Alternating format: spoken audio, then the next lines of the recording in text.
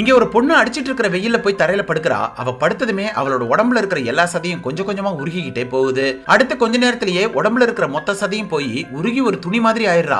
இப்ப அந்த துணியை மாஸ்டர் சுருட்டி எடுத்துட்டு வந்து இந்த லேடி கிட்ட கொடுத்துட்டு போயிடுறாரு. இவளும் அதை கொண்டு போய் அங்க இருக்கிற குளத்து தண்ணியில போடுறா. தண்ணிக்குள்ள போட்டதுமே கொஞ்சம் கொஞ்சமா சதை வந்து அந்த பொண்ணு மறுபடியும் பழைய மாதிரி ஆயிடுறா. ஆக்சுவலா இது எல்லாமே ஒரு கேம்ல விளையாண்டுட்டு இருக்கா. ஒவ்வொரு லெவல்லையும் ஒவ்வொரு ப்ராப்ளம் சால்வ் பண்றா. அடுத்த லெவல்ல கொதிக்கிற தண்ணியில இவளை போட்டிருக்காங்க. உடனே இவளோட மைண்டை கண்ட்ரோல் பண்ணி அங்க இருக்கிற 3 சூரியனை ஒரே இடத்துல வர வச்சு எக்லிப்ஸ் உருவாக்குறா. இப்ப அங்க எக்லிப்ஸ் வந்ததுமே அங்க இருக்கிற எல்லாருமே கிராவிட்டி இல்லாம மேல பறக்க ஆரம்பிச்சிடறாங்க. அதுல இவளும் தண்ணியை விட்டு வெளியில வந்து எஸ்கேப் ஆயிடுறா. அதுக்கப்புறம் தான் தெரியுது இது எல்லாமே ஏலியன் பிளானட்ல நடக்கிற ப்ராப்ளம். அந்த பிளானட்ல 3 சூரியன் இருக்கும். அதனாலேயே அங்க நிறைய பிரச்சனை வந்து அங்க இருக்கிற எல்லாருமே அழிஞ்சிட்டாங்கன்னு இவகிட்ட சொல்றாங்க. அவங்க ப்ராப்ளம் எர்த்ல இருக்கிறவங்களுக்கு புரிய வைக்கிறதுக்காக தான் இந்த மாதிரியான கேம் மூலமா இவங்க கிட்ட புரிய வைக்க ட்ரை பண்றாங்க. சோ அவங்களால அந்த பிளானட்ல வாழ முடியாம இப்ப எர்த்த தேடி வந்துகிட்டு இருக்காங்க. இன்னும் 400 வருஷத்துல எர்த்த ரீச் பண்ணிடுவோம்னு இந்த சயின்டிஸ்ட் கிட்ட சொல்றாங்க.